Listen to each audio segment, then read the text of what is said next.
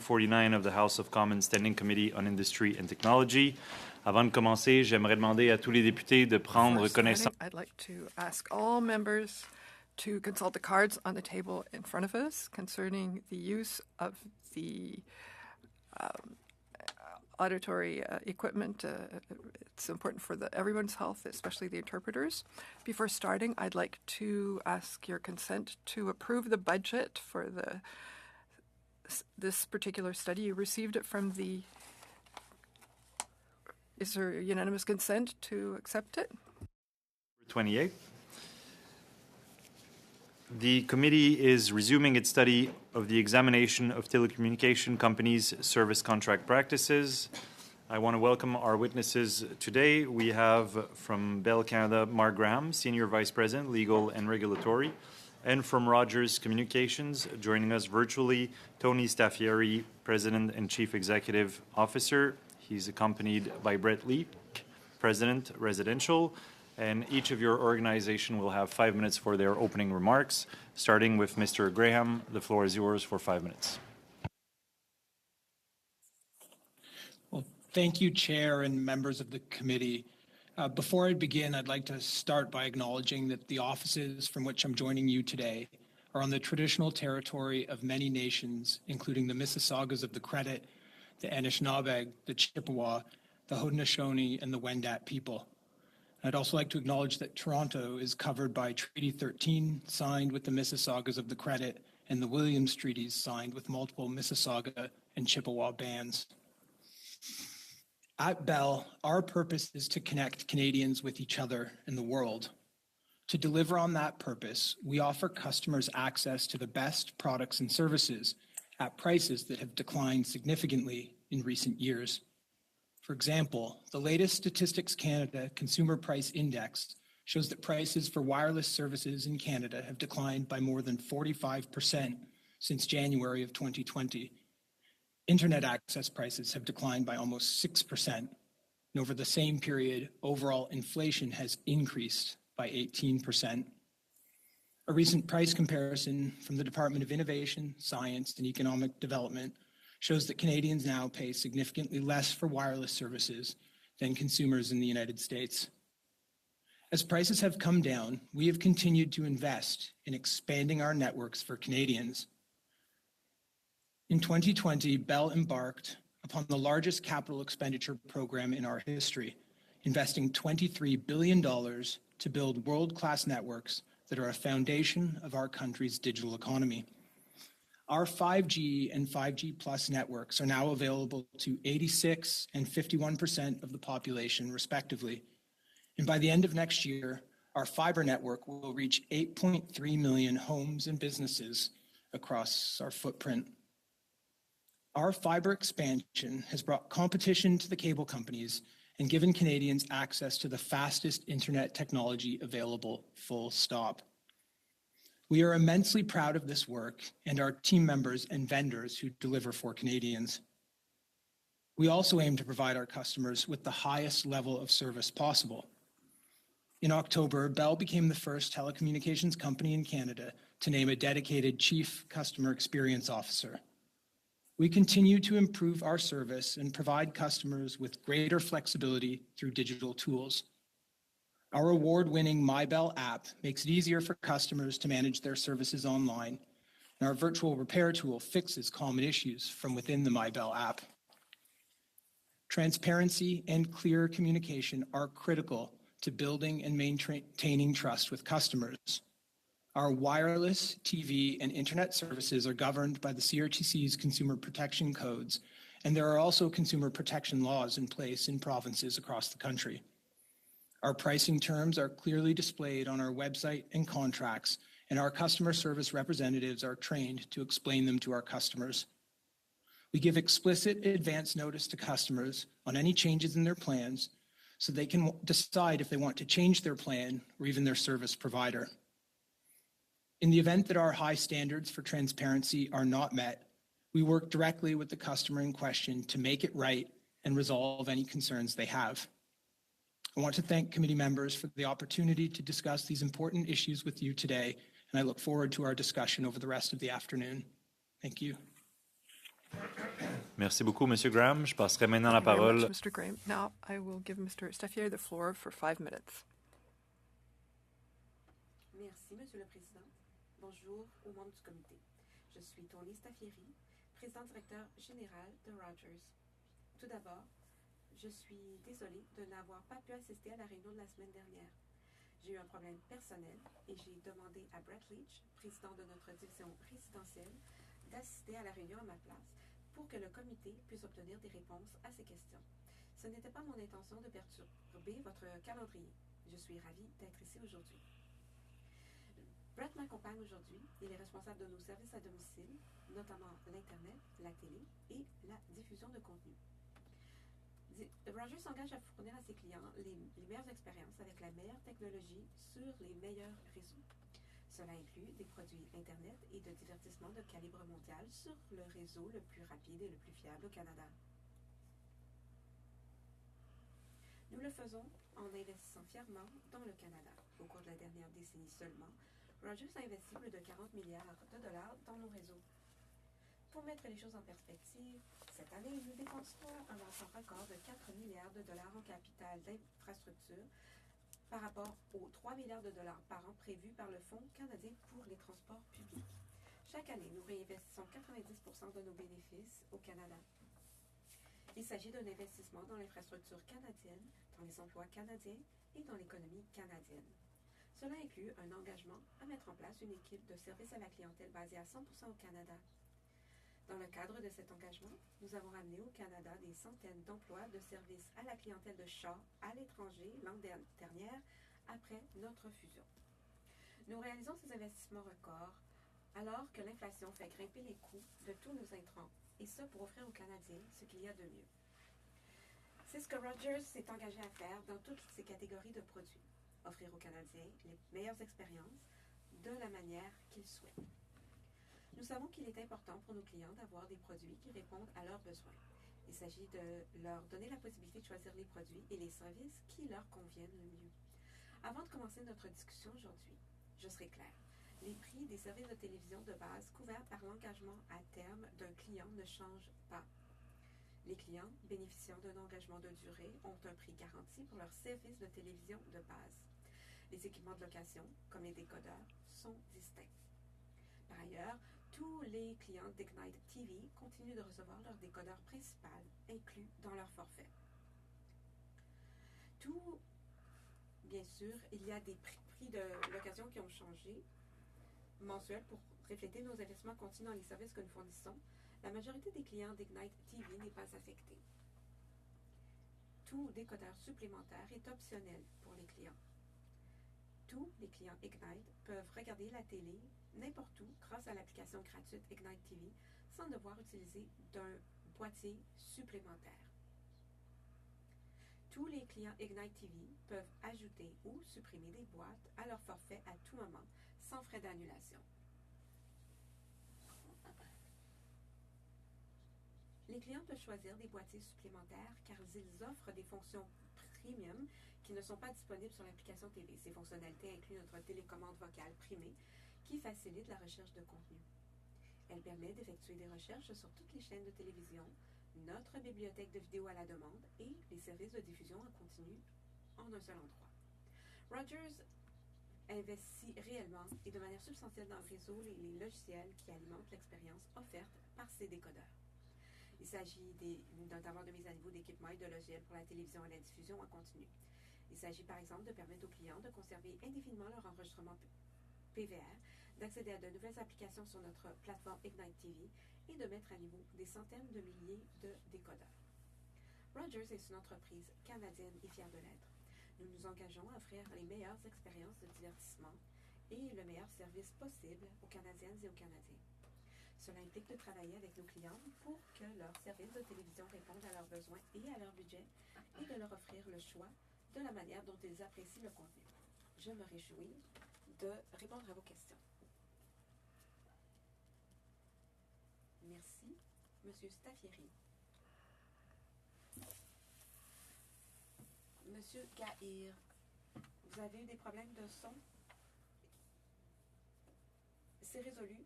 J'entends l'anglais, j'entends le français également. C'est parce que ton micro est...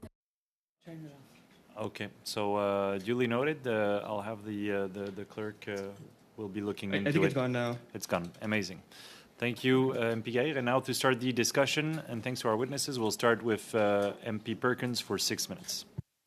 Thank you, Mr. Chair, and thank you, witnesses, for finally coming. I'm going to start off with a general comment to both Bell and Rogers. You operate businesses that are privileged. You operate on airwaves granted to you and owned by Canadian taxpayers. You are protected by the Canadian government. In exchange for that, we expect a little bit of responsibility, not the least of which is to show up to committee when asked to come. Mr. Steffieri, you had 5 weeks. You had 5 weeks' notice to come to this committee, yet you chose in a few hours, a day or two beforehand, to not come. I would have expected after all of this, I would have seen you here in person today. Why aren't you here in person?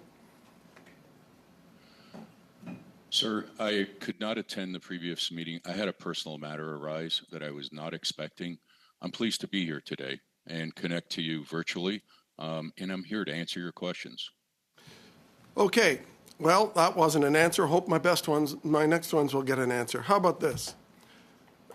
You put in the fine print of a fixed rate contract to your customers that you have unlimited ability to jack the prices up on the set-top boxes they have, obviously without any notice because they signed it in some 20-page small print contract.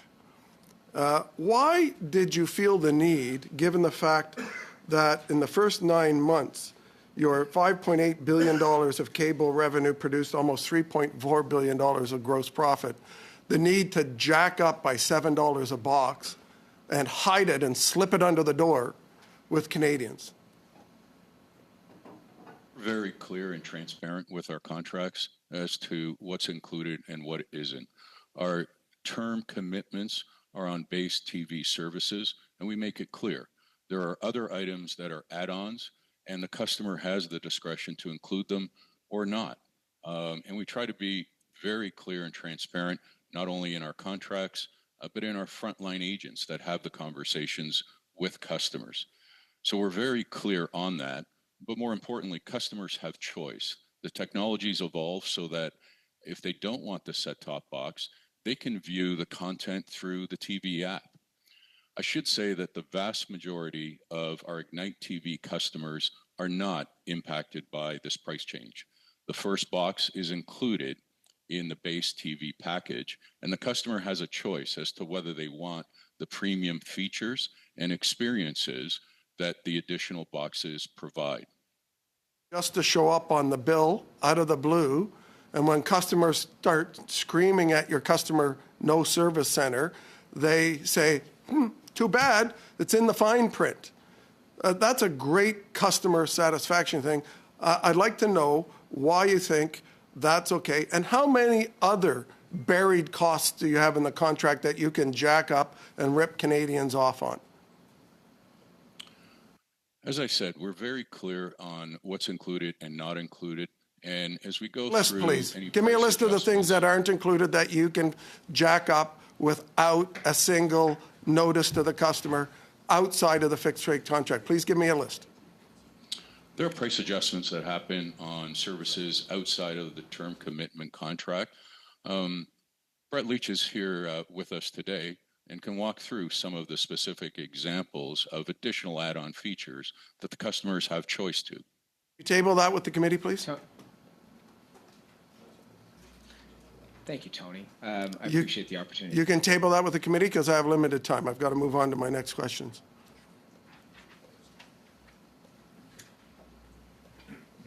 Mr. Leach, can you table that with the committee? Yes, we can. Thank you. Bell, I see they lawyered up and didn't send anyone here that delivers a business, but sent the lawyer.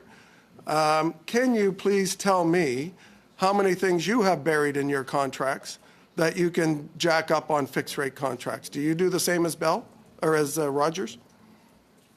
We have a different practice from Rogers. Our contracts for TV services are not fixed rate contracts, and we disclose very clearly to the customer that they're not. But with respect to set-top boxes specifically, we haven't increased the price of our additional set-top boxes at all in the last 5 years. And in the 5 years prior to that, it increased once by $1. Thank you. Mr. Staffieri, you just sold your backhaul as an equity sale, the wires that connect the towers to the rest of the system when you make a cell phone call. You just sold that for $7 billion to a U.S. firm. Why is that in compliance with the ownership limits under the Telecommunications Act? And why is it you use that to pay off the debt you generated by buying more shares in Maple Leaf Sports and Entertainment? We are always looking from a balance sheet perspective to have the most cost-effective structure so that we can continue to invest in the networks. We're a proud Canadian company. I said that in my opening remarks. Proud. Why did you sell that critical infrastructure asset to an American hedge fund? Well, we haven't closed that transaction yet. We announced our intent to enter into that transaction. And so the party is still undisclosed. But what I will tell you, that's an asset that under the structure, we will continue to manage and control. Won't own it. So you won't own it. And the Telecommunications Act does not allow foreign ownership over 20%. Why are you selling that critical telecommunications infrastructure other than the fact that you ran up too much debt in your other businesses, so now you're selling off the kitchen table in order to pay for the bad debts that you ran up in the other parts of your business? This is incredible that you would sell such a critical piece of infrastructure to an American hedge firm. And I, quite frankly, can't see that it is actually within the laws of Canada. We are very careful in the investments and financing transactions that we enter into. And we obviously comply with all the legislation and laws of this country, first and foremost. But you should know that we are entering into that transaction with a view to increasing the amount of investments that we continue to make in infrastructure and jobs in this nation. That's not what you said publicly. You said you're using the funds to pay off your debt, to reduce your debt to equity ratio. You're selling your Canadian assets to pay off your debt. One of those debts is you paid $4.7 billion for more shares in Maple Leaf Sports and Entertainment. Now you're using the sale of telecommunications assets to pay off that debt. That's not focused and proud Canadian. That's selling our infrastructure to the U.S. Okay, that's all the time you had, Mr. Perkins. Thank you. I'll now turn it over to MP Area. I'm glad to see Mr. Tony Staffieri, the President and CEO of Rogers Communications, here today.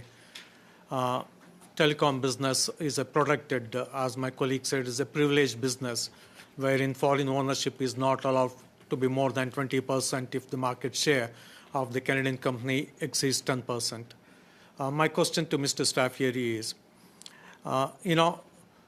you are in a protected business. You have got a very stable cash flow from your wireless and cable business. Last year, if I'm not wrong, the EBITDA of wireless business was about $5 billion, and EBITDA for cable business was about $2.9 billion, about $8 billion EBITDA. That gave you the opportunity to raise a lot of money and to go to the businesses which are not protected, which should be open to competition. Like you bought the Maple Leaf Sports and Entertainment Group, and you are into banking, you are into broadcasting. Why is that you're using this protected cash flow to leverage that cash flow into buying to other businesses? Doesn't it give you an added advantage compared to other companies who may want to own the same assets? I should probably clarify a couple of points if you're finished with the question, sir. Go ahead. I have other questions. A couple of items. EBITDA is not cash flow. It's a metric, a financial metric that doesn't take into account a number of other... Mr. Staffieri, I'm sorry to interrupt. I tried to find the net income of your wireless group, net income of your cables. I could not find, so I used the one figure that was publicly available. What that figure doesn't include is the substantial amount of investments that we make back into the business, particularly into infrastructure. As I said, in the past 12 months alone, we set a record of $4 billion of investment into infrastructure. You said that, creating better. I'm sorry, I got limited time. You said you're making investment in the infrastructure, in the networks, but I'm saying that you're making more investments in buying other businesses and promoting other businesses. If you had invested, you said that $4 billion you're investing this year, if you had invested more amount of money into your infrastructure, into your networks, we could have had quality service. You know, I'm sitting here in the capital of a G7 country, and sometimes I have to go to different corners of the building I'm in to get the good cell phone coverage. Is that the quality of service that is acceptable to you? We're proud, as a telecom operator in Canada, to have an industry and a company that have amongst the best networks in the world. And there are numerous independent reports that confirm Canada's status as a premier network country. Mr. Staffieri, the reason you jacked up the price for the consumers, Canadian consumers, who already provide a great amount of your cash flow, is the primary reason is because you incurred a lot of debts. I think last year, I don't know the latest numbers, last year your debt was around $45 billion compared to $36 billion the year previous in 2022. So you have incurred a lot of debt to buy other businesses, and because of the increase in interest rates, because of the interest payments that are keeping increasing, to fund that, you have raised the prices to Canadian consumers. What do you say to that? The way we fund our business is independent of the way we operate our business, to be clear. The increase in debt over the last little while relates predominantly to our acquisition of Shaw, which was largely financed through debt, and really speaks to Rogers willing to take the risk to invest in our businesses and in this country. It's in our interest as a result to make sure we're bringing the best products and services to Canadians, because we have to compete every single day amongst several competitors in every marketplace. We know that consumers have choice. Sorry, Mr. Staffieri. Do you think that Canada should continue the same policy of protecting the telecom industries? Is it not time? I know the globalization, as we knew, is receding. The foreign direct investment rules we had, I think we need to have a relook in the changing global landscape. However, we can still have the same liberal rules amongst the allied countries, for example, the 5 allies. What do you say if I suggest that we open up foreign direct investment into telecom sector without any restriction on the foreign ownership, irrespective of the market share of the telecom companies? What do you say about opening up your company, Bell and TELUS, for foreign direct investments? Sir, I'm focused on running our business today in what is already a very competitive environment. And consumers are seeing the benefit of that. You're seeing prices continue to come down in both wireless and wireline services as we try to bring better value for money to Canadians every single day.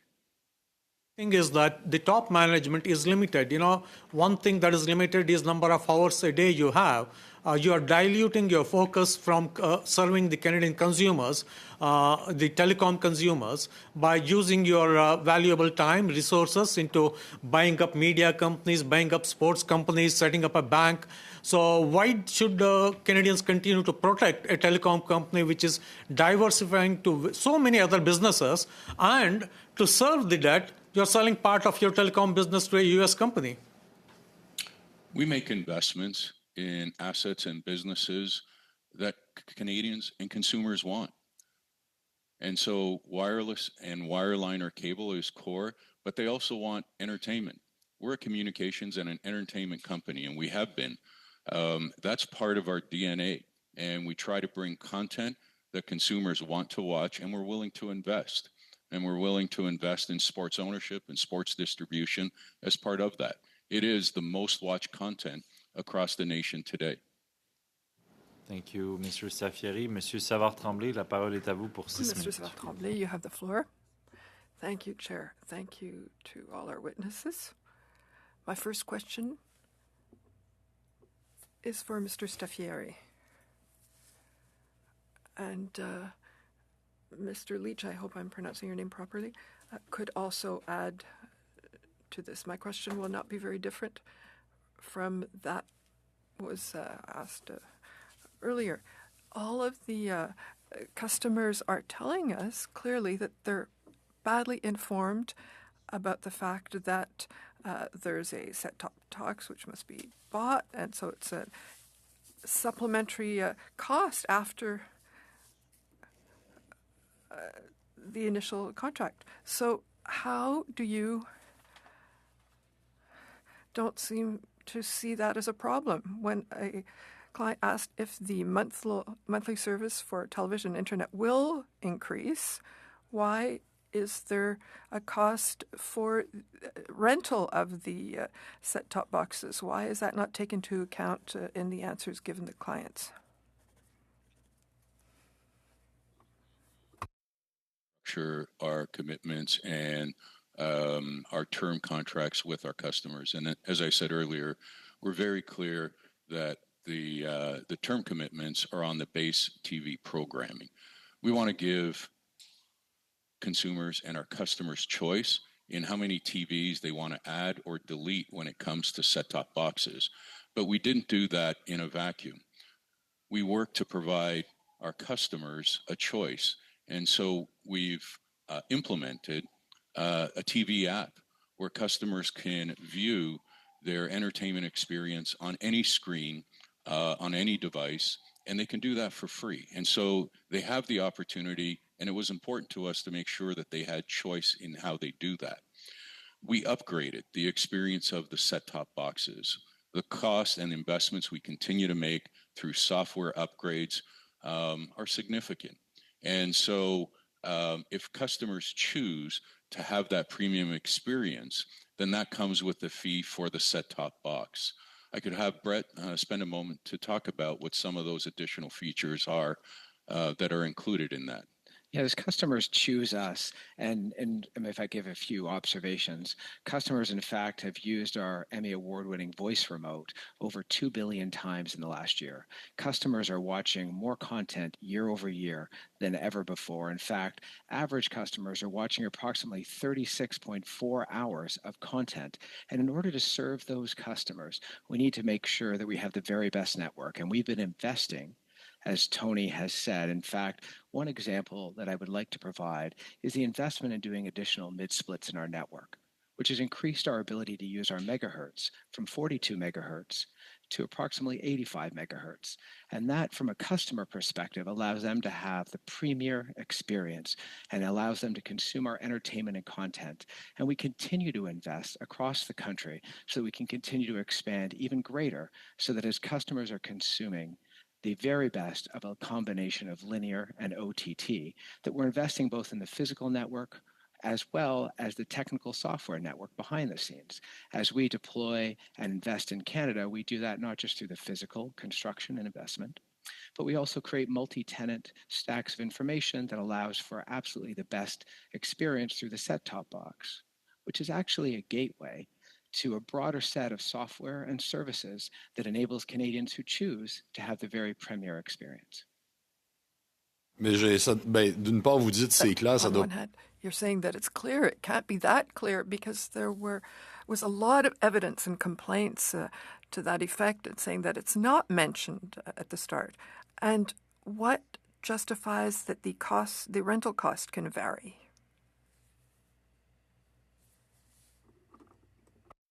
Go ahead, Brett. Thank you, Tony. Customers have a choice, and as Tony had mentioned, some customers, the first set-top box is included with their service, as we outlined, but some customers choose to have that premier experience across a greater set. All customers have the opportunity, as Tony mentioned, to use the app free of charge, which they can use across multiple viewing devices. And then some others choose to engage to have a more premier service. We absolutely have the best indexation that allows people to use our voice remote and engage in a manner that allows them to get the easiest path to consume the content that they would like to consume. J'aurais envie de poser, si le temps me le Would permet, like je ne sais pas. to ask another question if I still have enough time. Good. So, a very similar question to Mr. Graham. So, why, when a client asks about the monthly cost for the TV service and the internet access, why are the set-top box fees not taken into account in the answer that's given to the customer? Thank you for the question. As I mentioned, we have a different approach to our TV service than Rogers, and we disclose on our website and in all our communications with the customer and their contract and their critical information summary that prices may change for their service. But as I said, in the case of set-top boxes specifically, we have not increased those prices in the last 5 years. Merci beaucoup. Monsieur Massé, la Thank you parole very est à vous. much. Mr. Massé, you have the floor. For being here. One of the things that I've just heard Mr. Staffieri you mentioned is that customers can get that content for free. I would suggest that there's nothing a customer of Rogers gets is for free. They've paid for it one way or another, and I think it shows the distance between where your lifestyle in life is versus where customers that we represent are, because this nickel and dime approach is significant. And the simple question I want to ask you, I really want to know, do you think it's ethically from you and your team at Rogers to have different prices for different customers based upon their advocacy? So when you look to talk to your customers right now, you have persons with disabilities that may not be able to actively engage and try to get this. You have people that can't leave a job because they're they don't have the time to actually spend 3 to 5 hours on the phone trying to get a better rate. And you have other people that were able to negotiate a different price. So explain to the Canadian public the ethics of you and your board about allowing your own customers to be divided. What you see play out is the dynamics of a competitive marketplace. We have to compete. Just this past weekend alone, Black Friday weekend, is a busy period for our industry. And so as we compete for customers, we are compelled to make sure we put the best value proposition in front of the customers. And those will vary. And that's a from time to predatory time. practice on your own customers. Explain specifically, if you can't fight for yourself and be on the phone because maybe you're a single mom going to work, why that person should pay more, or somebody with a disability, or somebody with English as a second language, or doesn't have the skill set or somebody to advocate for them, why they have to pay more than the person that actually has been identified to get the actual reduction. And I can tell you, not only has CBC recorded many of these stories, I have a whole bunch here that people have emailed me in. So you tell Canadians right now, specifically why some have to pay more for the same services. As I said, we strive to provide the best value proposition for every single customer. And the pricing will depend on the time of year, when it was purchased. It'll depend on the services and products that are included. But I think it's important to stress that we aim to make it easy for customers to interact with us, whether it's by phone, whether it's digitally, whether it's through electronic chat. But most importantly... You're okay. I just want to make sure that I get this straight. You're okay that if it's a single mom who's not able to be on the phone and get a discount, can pay more, or somebody with a disability, or somebody else that's it's okay. You guys are okay in your boardroom there with having different Rogers customers pay different amounts of money based upon their individual situation. You're okay with that? We work with customers to make sure that we can get them the products and services that fit their budget. Just recently, after closing Shaw, we expanded our Connected for Success program. So for deserving Canadians on low income, we have programs where they can get internet for as low as $9.99. We have wireless plans at $25. It's not the question, though. I guess, again, you've answered, I suppose, is that that's the culture of Rogers, that it's okay to be predatory on your own customers, and they can have different prices, different under the same situations for the same product. I quickly will go over to Bell for a moment. I'd like to know specifically the items that you can increase unilaterally And can you table that for our committee as well, so we can have a comparison of that? Because that's something that you'll be able to do, please. Yes, we can provide that information to the committee. I have any more time? Okay. If I can go back to Mr. Staffieri, I've got a situation here where somebody had Rogers come to their household. They play for Bell as well, too.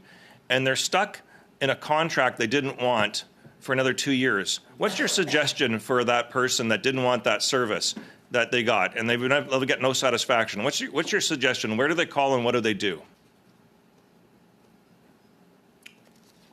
For customers who enter into term commitments with us, in the first instance, we want to be very clear on what's included and what's not included, and we provide the customer up to 10 days to look over the contract, think about it, and they can cancel within that period of time with absolutely no penalty. And so that's the flexibility. We want to make sure customers are getting into products and services that they want. It's not in our interest. Person can do. You know what? I'll table some of these stories for my other colleagues to have, so that they'll see these. And with regards to the customers, like CBC broke the story, and there's all kinds of people that are actually complaining about this practice. Is it just basically that you just assume that your customers are stupid? Because obviously there's enough evidence here that people were confused, they'd had different expectations, and you haven't relented from this practice, as opposed to you saying, well, you know what, some are getting it, some aren't, some are paying for part of it, some might be paying for all of it, we don't know. Why don't you just end this practice altogether? And again, why do you think it is so many of your customers never understood your own process? Are they that dumb? As I said at the outset, in terms of you're referring to the price adjustments on set-top boxes. The majority of our customers are not impacted by the change. One set-top box is included. Make it all of your customers then and treat them equally. Why don't you just make them all treated equally and not have any of them disadvantaged? And by the way, just because you have the app, it's not for free. You're paying for service anyways. You're paying for that. And it's a different quality than what you're actually paying for the top box. So you're actually discriminating amongst the quality of your own customers. Why not just stop this nonsense right now and stop doing those extra billings? As I've said, the set-top box provides premium features. Brett has walked through some of those, award-winning voice remote, a number of other features that are beyond being able to experience and view the content through the app. And so sadly, you understand how tough life is for some people out there, and this all matters to them. I'm sorry, I'm done with my time, and thank you, Mr. Chair. Thank you, Mr. Give myself one question, Mr. Massé, before I turn it over to MP Rempel-Garner. Mr. Staffieri, based on your knowledge of your customers, what would be, just your estimate, your guess, the percentage of your customers with set-top boxes who knew about the possibility for you to adjust the price along the way? Is it 50%, 60%, 100% of your customers knew about it? What would be your guess? Well, in advance of making the change, we notified the customers, as we do with any price adjustments. So that's first and foremost. I'm having difficulty answering your question in terms of how many customers knew that price adjustment on set-top box could happen. I wouldn't know that. But what we do is when the customer feels confused, then we work with every single customer to make sure that they have options to look at what they are. And if it's a cost that they don't want to incur, then we look for ways to work with that customer. It's in our interest to make customers happy. Okay. MP Rempel-Garner, the floor is yours. Thank you, Chair. Mr. Staffieri, if I was a potential Rogers customer and let's say you're a sales rep for Rogers, and I called in and I was looking for a contract that guaranteed a price for 2 years for TV and internet service, what would your pitch to me be? Well, a few things. One is we highlight the benefits and the competitive advantage of our features, the value proposition in terms of price, and the key conditions and terms. Brett can walk through what some of those key items are that we cover off with the want customer. Brett. I want you. Would you proactively tell me that if I had hardware that fee could go up outside of a guaranteed price? Would you proactively tell me that? We're very clear with customers. Oh, no. Would you as a sales rep in your script, would you proactively tell me that my monthly fee that guaranteed set rate would not include potential increases to rentals? Like, would you as the sales rep, would you be like, hey, you know what? This is a monthly rate for this, but this could increase. Would that be in your sales rep script? We're very clear on what's included in the term commitment that a customer enters into and what is outside of it. And the things outside of it don't have the price guarantee. So now I'm still pretending to be one of your customers here. So you're doing what I think right now, what you're doing to me is I think what you're doing to your clients, where you try to dance around the salient details. So I'm asking you as a potential client, let's say, would you proactively tell me that there's a guaranteed price for this thing, but this could the hardware could increase? Is that something you instruct your sales reps to do?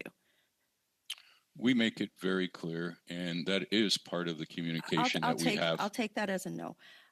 Did any of your GR firms advise you, did they tell you to say that you were coming to the committee and then sub in Mr. Leach at the last minute? Was that advice that you received from any sort of professional firm? I'm very respectful of this nation's government, and the work of this committee as well is part of that. As I said in my opening remarks. Well, you actually, arguably, you're not answering my questions. Would you table the script that the sales rep who sold Kathy Cooper her contract with this committee that they used? Yes, our frontline scripts is something that we can would that conversation table have with the committee. Would that conversation have been recorded for quality assurance and training purposes? We do record our customer interactions. Would you provide that conversation that your sales rep had with Kathy Cooper for this committee? We will table that with this committee. Thank you. Now, as part of the CBC expose on this issue, a couple of folks have suggested that you need a minimum of a university degree education to read the fine print in your contracts. Now, given that I'm going to take your answer is that you do not provide proactive disclosure to potential clients on increases in fees, because you didn't answer my question directly. I'm happy for you to refute that, but I'm going to say that your policy is to not proactively disclose that information. It sounds like you rely on the fine print. And now you've got experts saying you need a university degree to understand the fine print. Would you recommend that the committee recommend to the government that the CRTC regulate that Rogers proactively discloses, and Bell, all telcos, potential increases in costs associated with fixed rate contracts, as well as the requirement for plain language contracts?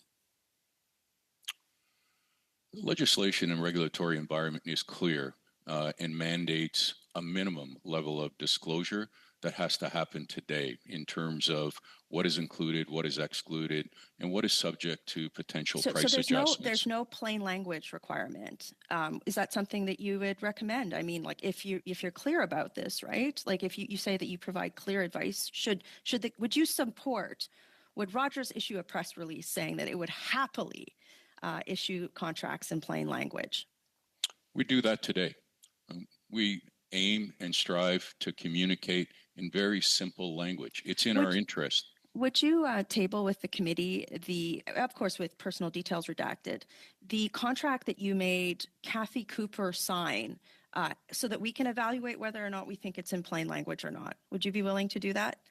We'd be happy to do that. And if I reviewed that contract myself, do you think I would be able to, do you think it's reasonable for me to say that it's a plain language contract? I think you would find it straightforward, but more importantly, if there were pieces of it that you didn't understand or you found confusing, as I said, we have a 10-day period. How long did Kathy Cooper have to wait on hold with your rep? Could you table that with committee as well to get answers to her questions? We will table that and provide it to the committee. Thank you. And last thing, you know, is this how Ted Rogers would have done business? Like, honestly, like, is this the ethos that Ted Rogers would have done business under? It's in Rogers' DNA. Always has been. It continues to be today. What to is build to a provide business focused complicated contracts? It's focused on the customer. Hide fees. And there's a reason more Canadians choose to do business with Rogers than any other telecom provider. I think I can hear Ted Rogers screaming from somewhere. So hopefully we'll be able to do him justice if you can't. Thank you. Merci, Madame Rempel-Garner. MP Turnbull, the floor is yours. Okay, thanks, Chair. Thanks to all the witnesses. Mr. Staffieri, the government made clear in Budget 2024 that there should be no surprise fees and no surprise increases. And this came after Rogers and Bell announced fee increases in January. Last week, the CRTC launched the process to make sure telecom companies are transparent and honest about their fees. Can you guarantee that there will be no increases this coming January? We're always reviewing all of our prices, how they are in the marketplace, but also importantly, what the costs of our inputs look like. One of the important things that hasn't been highlighted is cost of inputs continue to go up. Mr. Staffieri, I don't want to be disrespectful to you, but that's not an answer to my question. So the answer was no, basically, because you skirted around answering it directly, sir. So I'm going to move on, but I understand your input costs are fluctuating and may be going up, but that doesn't necessarily justify increases to the customer when you're a highly profitable Canadian company. Let me move on. The letter from the CRTC says service providers should not be surprising their customers with price increases beyond the price they had originally agreed to. So the question is, during the current context of affordability challenges that families are facing in Canada, shouldn't Canadians be able to count on a fixed price contract being actually stable and fixed with no surprises? Our TV programming commitments are fixed and stable. That's one of the things we do that isn't widespread in the industry. And you heard from our competitor today that they don't lock in prices during that term commitment. So that is one thing we do guarantee. But as I said, we make it clear as to what's included and what's not included. Mr. Staffieri, again, I'm sorry to cut you off because I don't mean to be disrespectful to you personally, but I have to say that's not what we've heard. So the CBC article lists many of your customers, and I've talked to many of them in my riding of Whitby, and I have been one of your customers that's been deeply dissatisfied by your services and the increases that seem to always creep into the contracts that people have with you. And it's not just you, it's Bell as well. But Canadians, I think, deserve price certainty and a high-quality customer experience. That's what, how you build a loyal customer base. I'm sure I don't need to preach that to you, but in this case, it seems like that I do, because in the article in the CBC, it says that many of your customers are calling these price increases infuriating. They've called them shady. They've called them a cash grab. They've called them that they feel like they've been bamboozled. How many complaints like this do you get from your contracts and customers that are continually complaining, it seems, about the price increases that are thrust upon them as a surprise? Can you give us the amount of complaints that you receive in a given year? There's a couple of comments I would make. One is, as I've said earlier, the majority of our Ignite TV customers were not impacted by the price change. So I think that's important to highlight.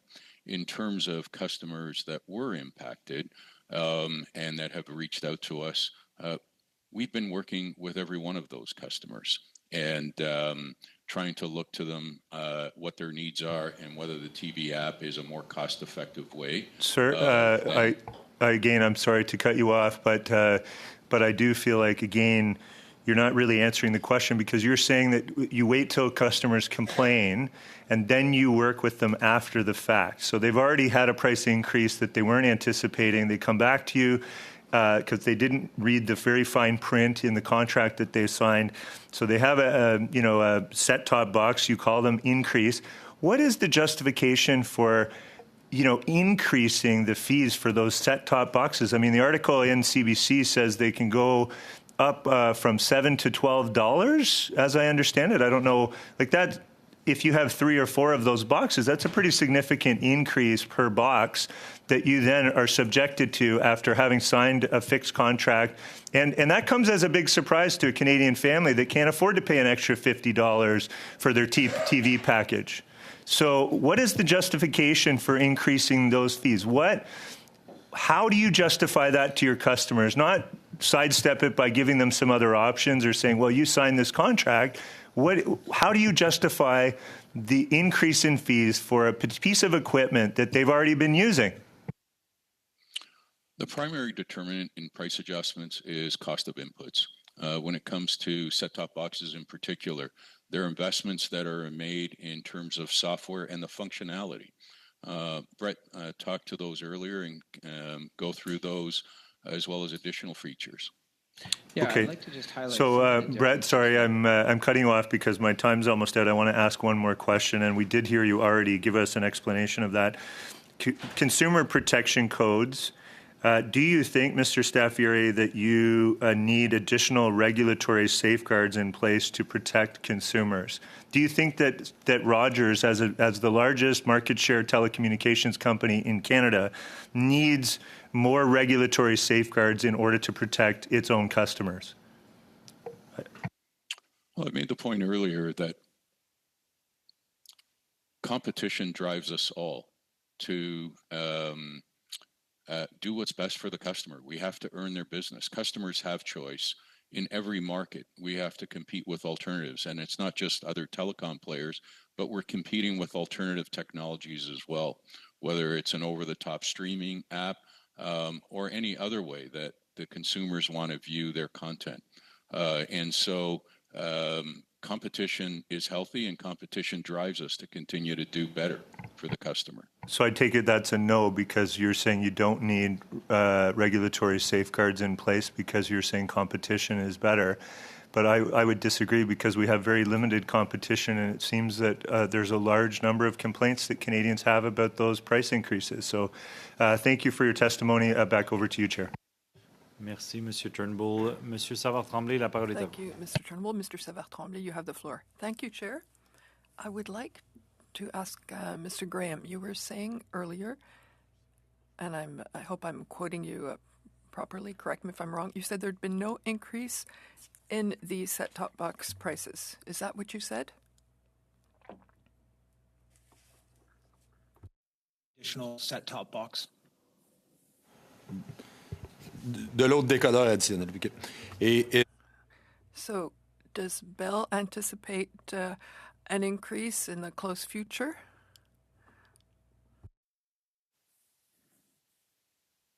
I think, you can see a clear trend in prices over time going down, and our experience over the last 5 years is that those prices have not increased.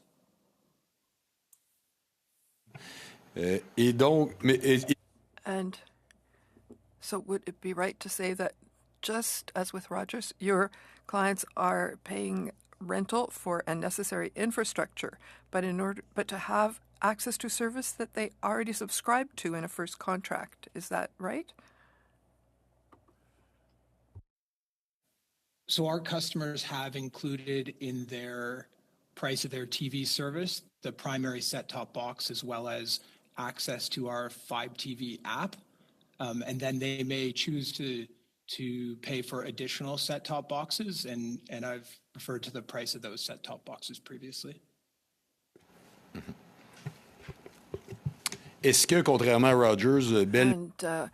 And contrary to what Rogers does Bell allow people to buy the set-top boxes?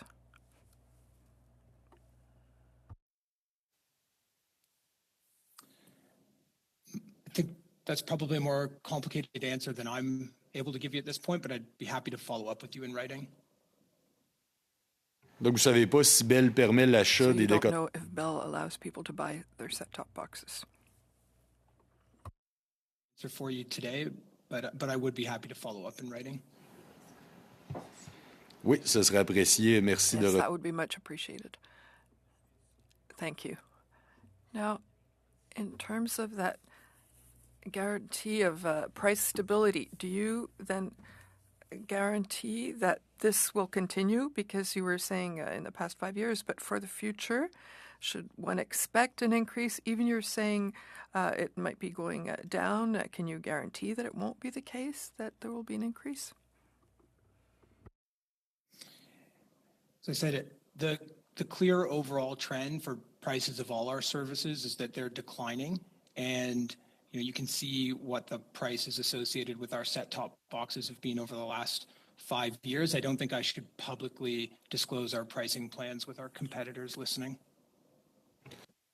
Mais néanmoins, Bell peut se réserver However, Bell can reserve the right to increase the price of its service at any point during a contract's duration. Is that right?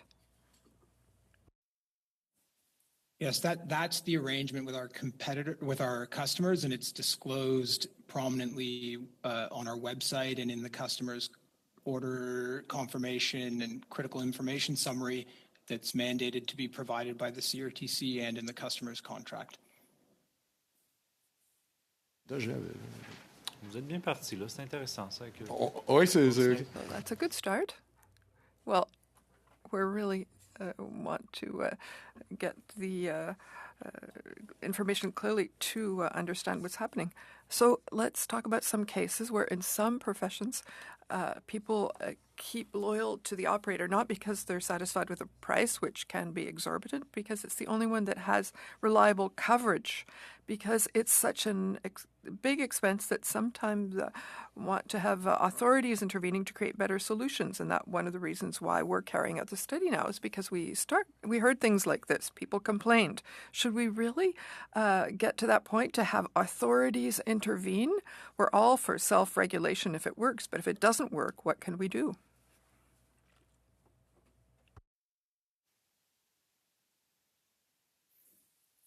I think in the case of our TV services, we've been rolling out our fiber network to bring competition to the existing cable companies. And so across our 5 TV footprint, customers do have a choice, and customers exercise those choices every day in a highly competitive market. Merci beaucoup, Monsieur Massé. La parole est à vous. Thank you very much. Mr. Massé, you have the floor. Your company announced recently that pay-as-you-go option is being terminated. So before, you've had customers that had $100 that they could have pay as they go, and now they have to be enrolled to a $25 a month program. Why did you do that? You're referring to our prepaid wireless offering, I believe. What we've done is simplified the offering. We made it a lower cost on average by enabling much more digital capability and self-serve capabilities. And for customers that previously had a prepaid balance, what we've done is offered those customers as part of the conversion discounts that make up for the value that they had on their prepaid card. And so they could come on for as low as $5 a month to maintain that service. So I guess, so I got a case here. Well, this one's $25 a month, so I'll follow this up because you're saying now that could be $5. This goes exactly what I was questioning about before. Apparently, ethically, it's okay for Rogers customers to get some benefit and get a reduction and others not to get it, because they're now running this system that you have here going to spend $25 a month is what's been offered. But you're saying now you can get it for $5, so I'm hoping that everybody hears this and can understand they can get this substitute at least for $5, but still that's more money than what they had before. I got another situation here. One's come in. My daughter had internet service with Rogers as a student. She ran into financial problems with a service terminated in May of 2024. Rogers continued to bill her monthly for the full amount for the services equal to the amount she's paying for prior to termination of service and just received another bill for December 2024. I intervened on her behalf to dispute the bill, transferred to several departments. Answer still had to pay the full amount for her daughter, despite everything that they did. They disputed it, went to your legal department, and the legal department finally got a phone number, fax, and so forth, and then the legal department hung up on them. So they sent an email in and tried several times the fax, and then the legal team actually now blocked this customer that you have here. So to you, sir, there's another example of somebody has an advocate that is trying to at least fight you still. How fair do you think it is that, again, you have some customers that can be treated differently than others? I'm not familiar with the specific example you're quoting in terms of what the facts are, and I'm not sure I understand the question. If I go back to the point on prepaid that you made, the amount of discount that they get will vary depending on how much of a prepaid balance they have. And so that's why you get differences. And certainly the customer that you refer to, we would be very happy to work with that customer to look at what the issue is. On the most recent example you quoted, as I said, really want to look into it. And if you could provide those details, we'll make sure we do the right thing for the customer. No, thank you. I appreciate that. We'll follow up. But I guess there is a departure here. I guess, telephone internet service is essential service for Canadians. And I think the departure we have here is that I believe that everybody should be treated the same, especially since it's a public service. As Mr. Perkins noted at the beginning of this meeting, the public spectrum is actually auctioned off and is used for this companies for privilege, and they get safe harbor from foreign investments and foreign competition. And at the same time, we are sanctioning as legislators an abuse practice here through the back door by letting Canadians to be treated differently depending upon the corporate boardroom influence that they have. So I ethically have a problem with that because I represent persons with disabilities, I represent seniors, I represent all kinds of different people that don't have the same strength in terms of supports around their life to actually fight through this process. So I think there's something serious for this committee to really engage in because we are sanctioning an abuse and a predatory practice the Canadian public because this airwaves that we own, the spectrum, is the public's. So it's not fair for them to be treated differently from these companies. Thank you, Mr. Chair. Merci beaucoup, Monsieur Généreux. La parole est à vous. Thank you very much, Mr. Généreux. Thank you, Chair. And thank you to the witnesses. Mr. Steffier, do you agree with me to say that the image of a business has no price?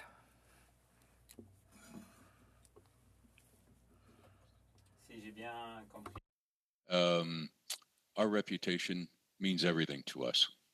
Parfait. Perfect.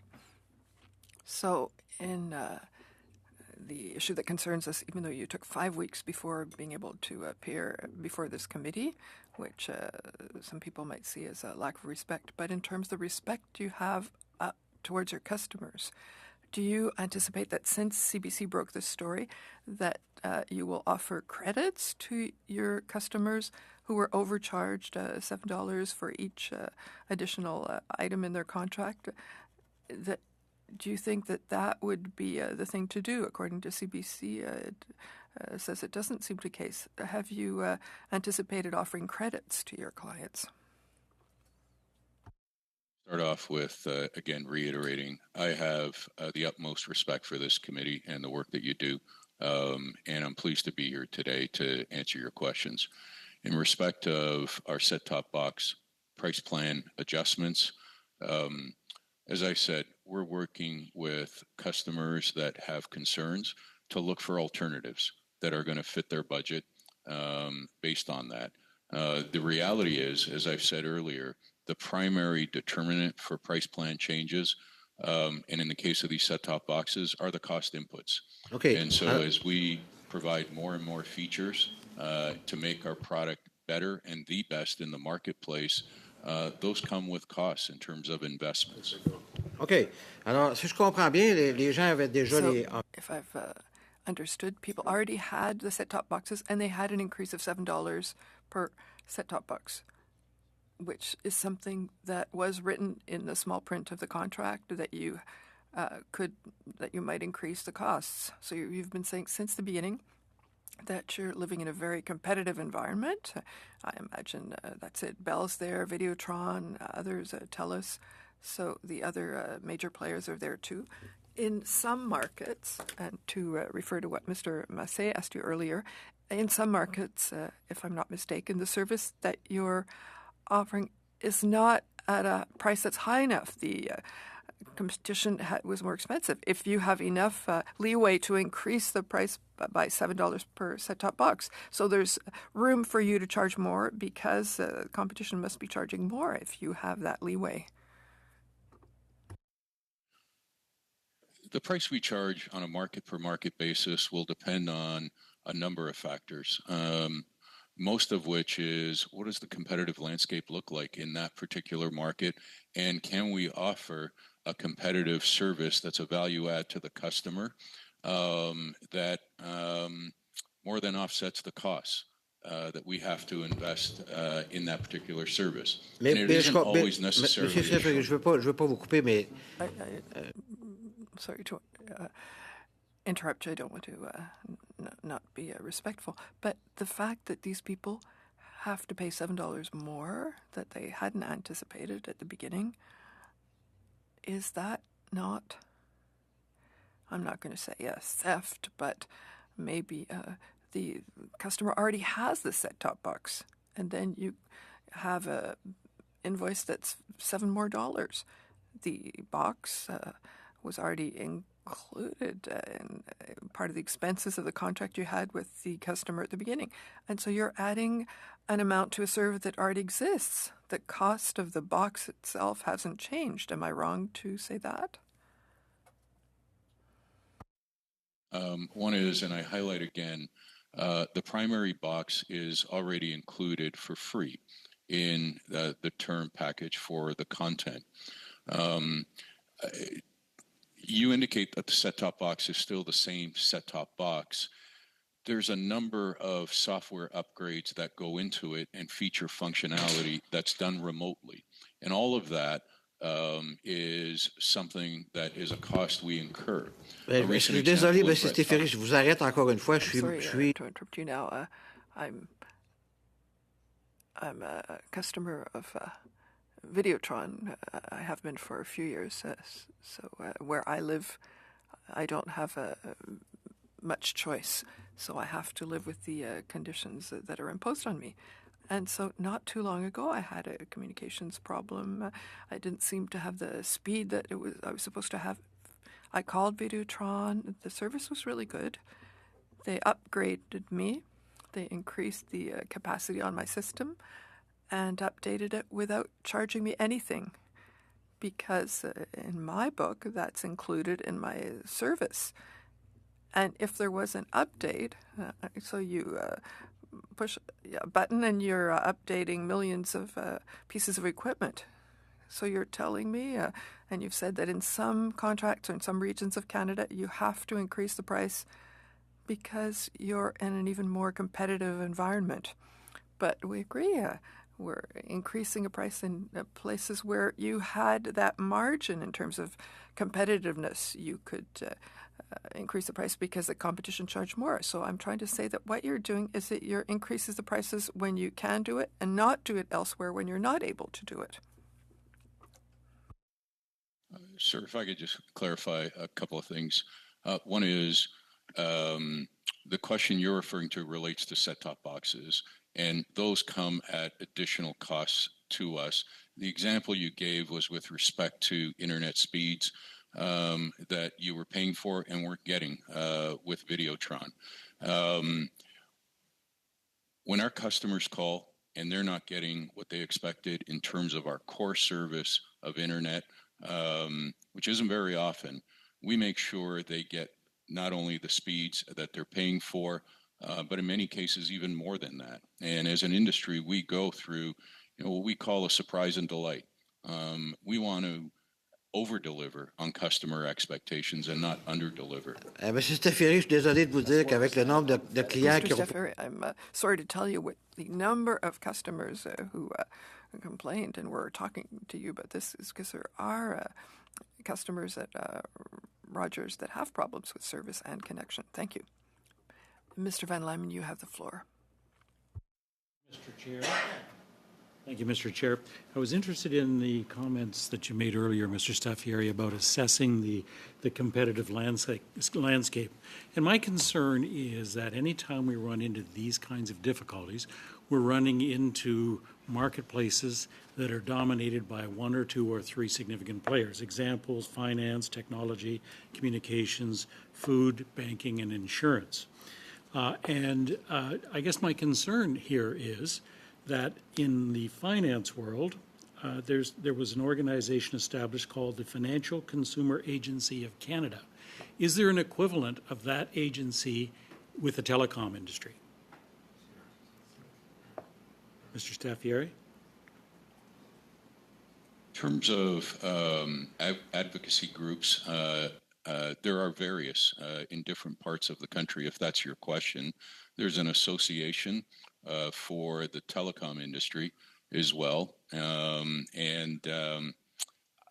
not sure if I answered your question. If I take a look at if you could please rephrase it. Sure. If I look at the mandate for the Financial Consumer Agency of Canada, this is that I believe the federal government funds about $5 million. The balance of those costs are paid for by the industry. And their goal is to be a national leader in financial consumer protection. Secondly, to strengthen the financial literacy, or the literacy for Canadians in an increasingly digital world, and to be an authoritative source for the Canadian financial consumer protection information. So it seems to me like that the industry, from the finance side of things, has agreed to fund a group that protects their interest. Is there a particular group similar to that in the industry that protects the consumer?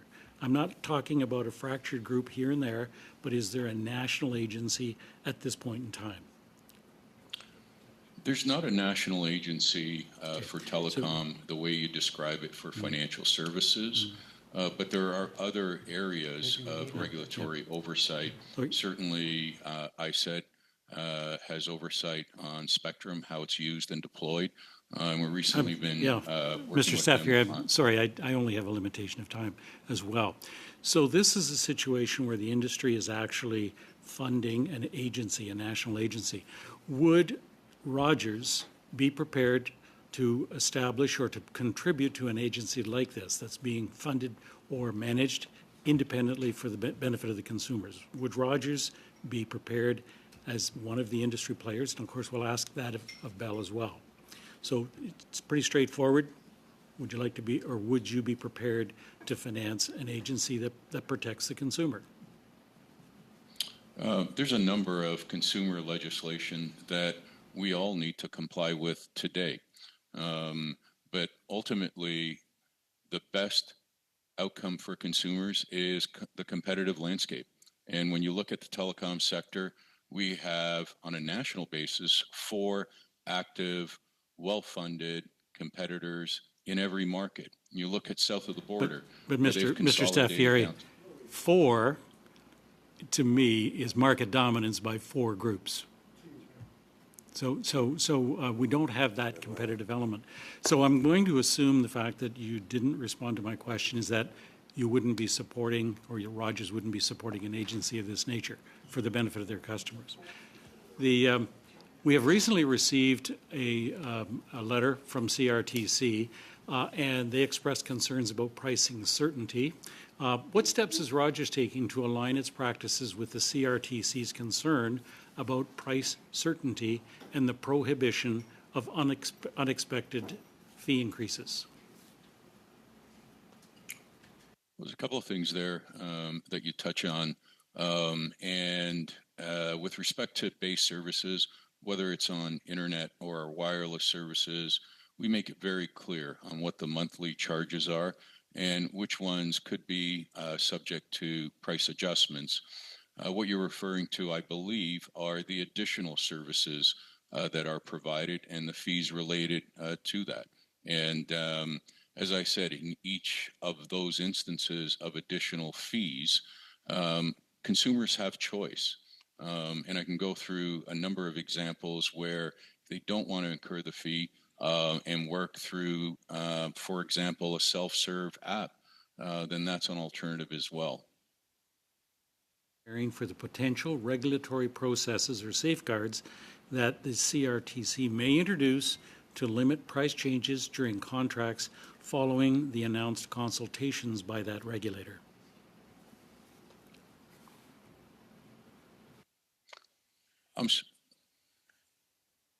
Rogers preparing for potential regulatory processes or safeguards that the CRTC may introduce to limit price changes during contracts following the announced consultations by the regulator.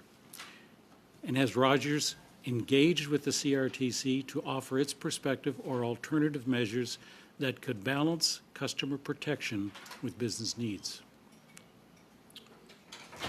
First and foremost, we respect every legislation that impacts us and our customers.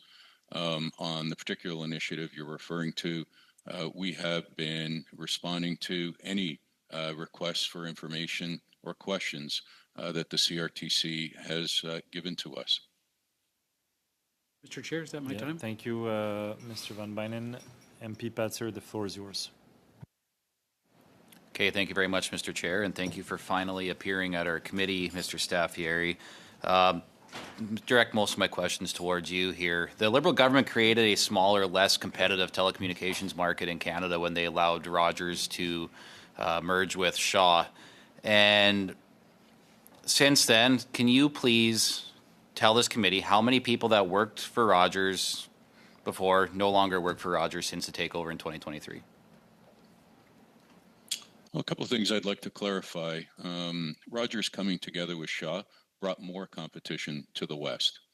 How many jobs? How many jobs?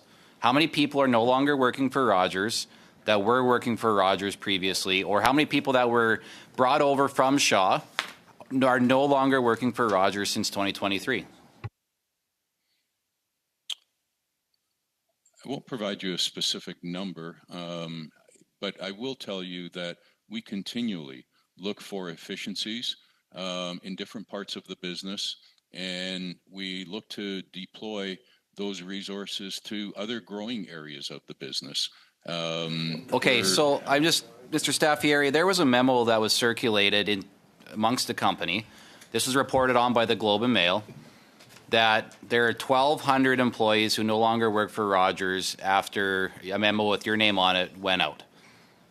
Are there more initiatives like that underway, or have there been more that have happened since those 1,200 people departed your company? As I said, there are areas in our business where we invest and we create opportunities and employment across the nation, particularly with respect to infrastructure investments that we make. On balance, we continue to increase the investments we make year after year. Just last year, I quoted the number of $4 billion, and we'll continue to increase that because we believe in the nation, we believe in our business and investing in infrastructure. So how many jobs in Western Canada have you created since the merger with Shaw? How many jobs have you created? Just the number, please. Yeah, we've created almost 2,000 jobs, 1,800 to be specific, and that includes the repatriation of call center jobs that were offshore. We're the only Canadian telecom company where all our frontline interactions and representatives are here in Canada. So you've been trimming off jobs. You sent memos with it's got your name on it. You've already got rid of 1,200 other jobs, and apparently there's more coming with a second round that's got your name on it as well too. So you're telling me on one hand you're creating jobs, but yet you've been laying people off, buying people out across the company otherwise. So I mean, like what's going on here? Sir, I'm not at all clear on what memo you're referring to. As I said, we're focused on making the right investments in the right areas of our business, and we're confident in our growth prospects and the opportunities that we create for Canadians and for our employees. So you're saying that the report in the Globe and Mail of a memo that went out with your name on it, saying that under areas where the company was underperforming was going to experience some cuts, and 1,200 employees no longer work for Rogers because of that initiative. You're saying that that is fake news. I'm not going to comment on the Globe and Mail's reporting. What I am telling you is that we continue to look for areas to invest. And our track record is one of investment and growth in this country. So yes or no, did you lay off 1,200 people? Yes or no? Different parts of our organizations went through and have gone through and will continue to go through different dynamics in terms of some are growth areas, some are areas where we can find efficiencies. And as I said, we always strive to look to if there's a particular role that becomes duplicative, as we came together with Shaw, we always look to find opportunities for talent in other parts of the organization. Okay, so you're saying that those people just experienced it differently, I guess. Do you think that competition is robust in rural broadband in Canada? Well, there's a couple of things embedded in your question. In terms of rural, one of the things that is top of mind for all of us is connectivity for all Canadians and coverage. And we're working with different levels of government to increase connectivity where we don't currently have services today, both through deploying fiber, but importantly, through our 5G wireless network, and we've been deploying successfully 5G home internet. Okay, so just on that here briefly, just quickly, I looked online. We got Rogers and Bell with us here today at this meeting, and both of you offer the exact same service for the exact same price. So if there was a healthy, competitive ecosystem in Canada, do you not think that there should be, or there would be, a difference in both price and product delivery? In a competitive environment, you can expect price variation at different times, as I've talked about, and you can expect competitors to look to what the competition is doing. That's what brings more value for consumers and continues to bring prices down. And as has been quoted earlier in this session, has caused pricing to come down. In the last year alone, wireless prices have come down 10.8% based on Statistics Canada. On the wireline side, they've come down 9%, and they've come down even more in the West as a result of the increased competition that Rogers brought to the West. How many new homes have you guys connected to broadband based on your $1 billion fund that you supposedly had set aside for investment in rural broadband? How many households have you connected with that fund? We can get you the specific numbers in terms of what the latest is that's been connected as a result of the $1 billion in the West that you're referring to, but there's still more to do on that.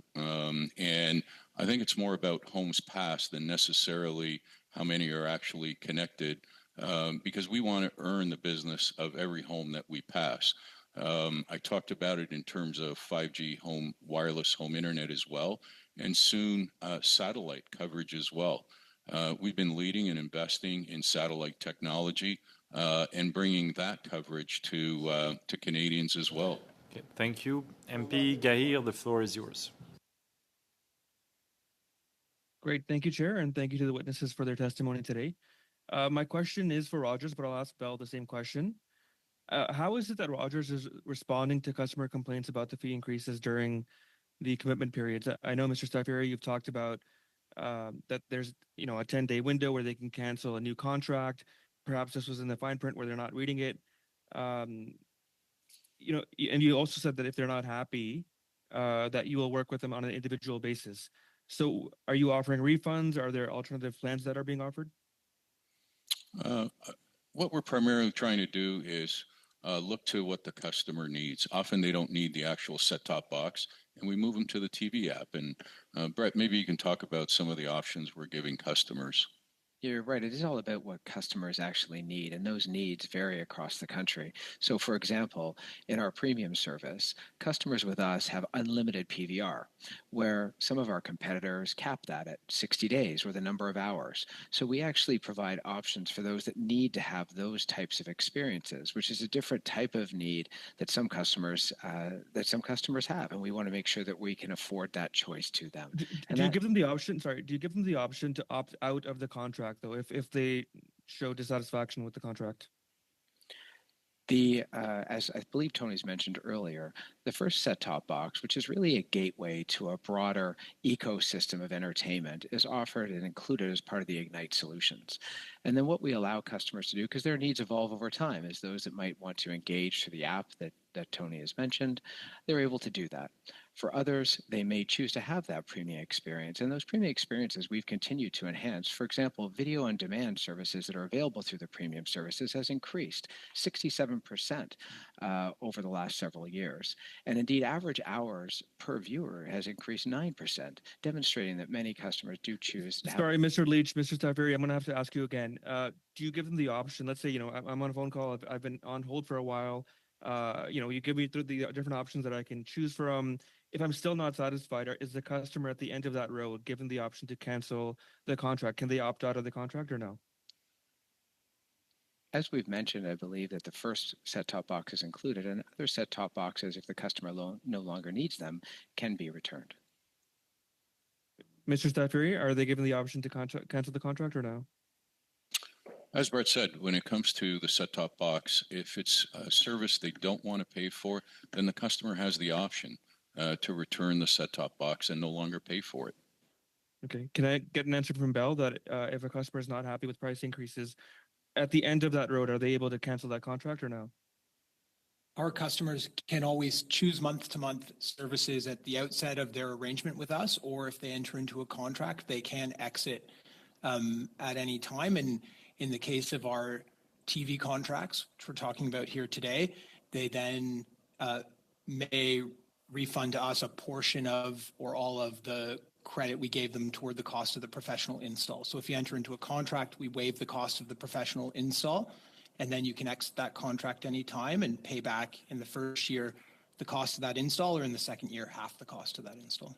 And what about the remaining contract fees for the months that are remaining? Do they have to pay a penalty there, or are they waived?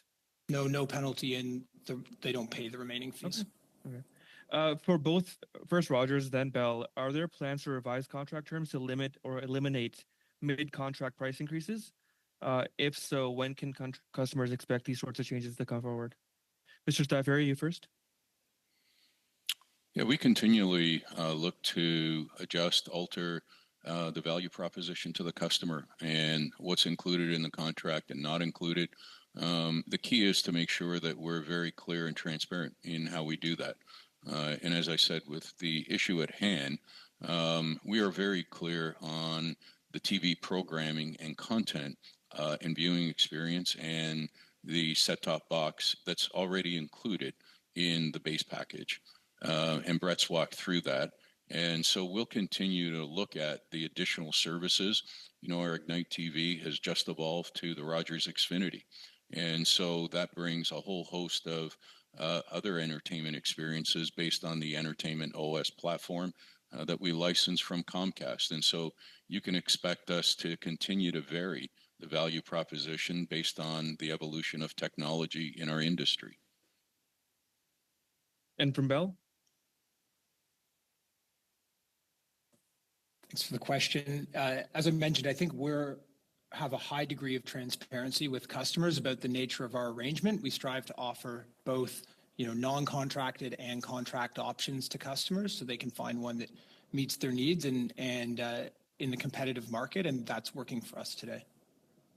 So, look, to be honest, I don't know if I heard an answer from either group on that question, but I think the point that I want to make, and the point that Canadians are making, is the fact that they aren't happy with these mid-contract price increases.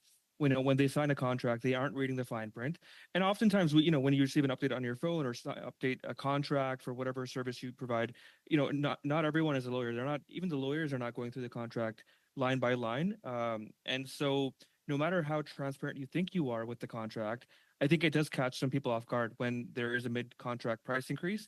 Clearly, Canadians don't like those contract increases, so I think they expect a change there, whether it's a long-term contract or it's a month-to-month contract. Thank you. Merci, Monsieur Yahir. Monsieur Savard-Tremblay. Thank you, Mr. Layer. Mr. Savard-Tremblay? Thank you.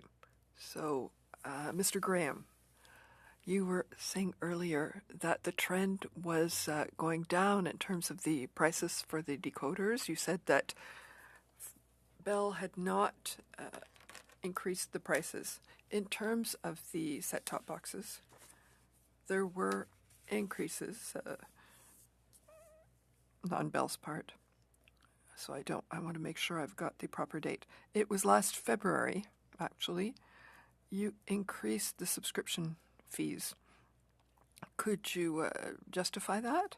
Because I just want to remind you that $5.37, that's the average cost of 1 gigabyte in 2023.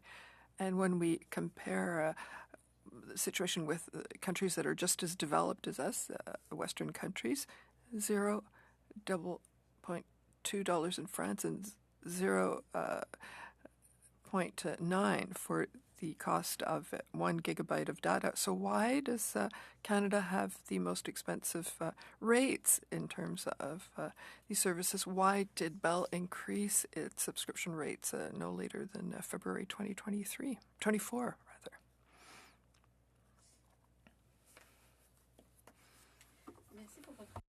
Clarification, are you asking about the price of our television service or the price of our wireless services? Je vais vous poser la question pour... I'll ask this question for both of you.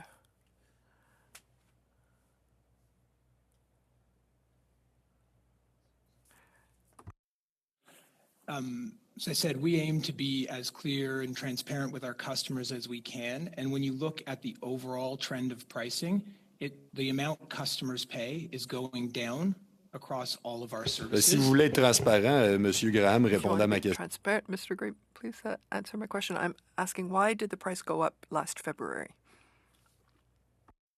Prices of individual plans go up and down based on market conditions and the cost of inputs, but the clear overall trend is that prices are going down for all our services. The actual amount that customers pay for all of our services is decreasing. Bon, alors j'en comprends que nous n'aurons guère. So I understand from that we're not really getting an answer. I'll go back to Mr. Staffieri then. Mr. Staffieri, do you have the impression that the situation we've been describing, which is also the situation of clients,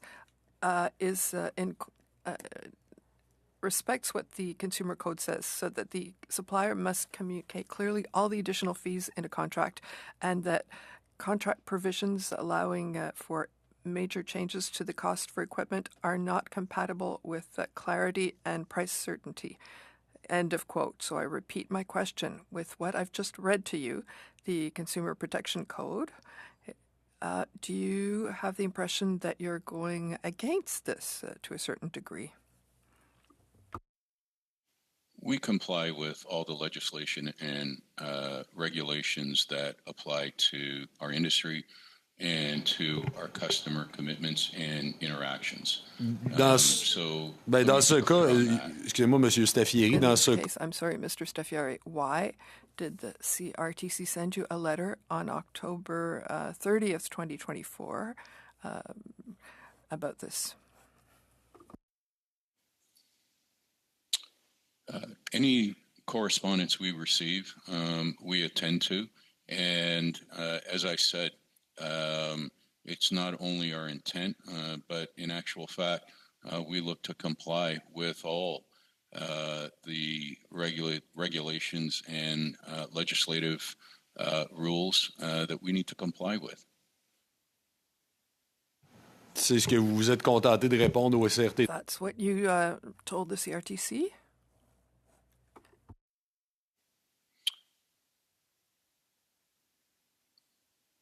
Well, I'm not clear on specifically which correspondence you're referring to. We have quite a bit of interaction and correspondence with the CRTC as well as other regulatory bodies. And so If you'd like to provide that, it is probably a matter of public record as to what our response is to the specific letter you're referring to.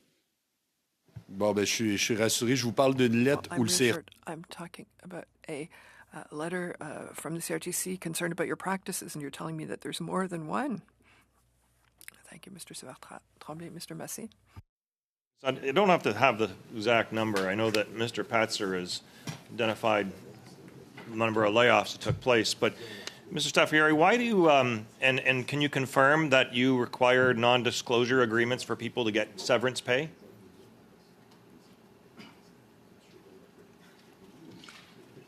In terms of any employment separation that we have standard terms around that. As is very typical, non-disclosure of certain things relating that are proprietary to Rogers would be part of that as well, if that's what you're referring to.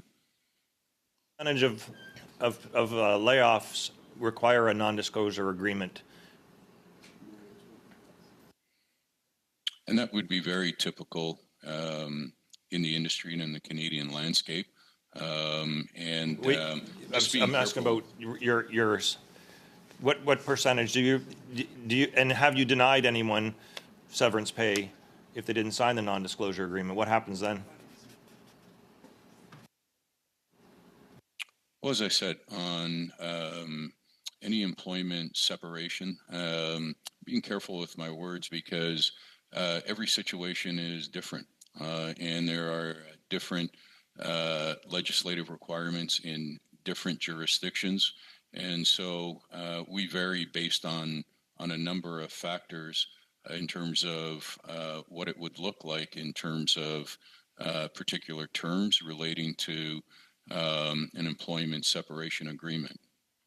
The challenge we have here is that since the Liberals approved the takeover of Shaw, we've seen Rogers employees and Shaw employees fired. And I guess maybe the government may have some regrets of then making those employees have to sign non-disclosure agreements. We could have maybe perhaps put that in the terms and conditions. But what do you have to say to, like, I've got a number of former employees here who feel they've been bullied into signing a non-disclosure agreement. Do you have any words to them? Some of them have been a loyal Rogers employee for upwards of a decade. As I said, every situation has been different, and we've been working with employees to find alternative opportunities for them. And in cases where we just don't have that, it's our policy and our intent to make sure we work respectfully with the situation of every individual that leaves this company. Merci beaucoup, Monsieur Massé. Monsieur Perkins. Thank you very much, Mr. Massé. Mr. Perkins? Mr. Staffieri, I'm going to go back to a question you were asked earlier. So how many of your customers are impacted by this $7 surprise increase?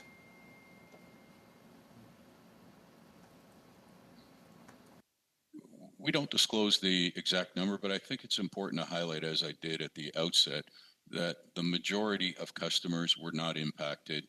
I ask you that. I asked for the number, and you know we have the ability as Parliament to ask for the production of documents. I may do so since you're trying to hide how many people have been affected.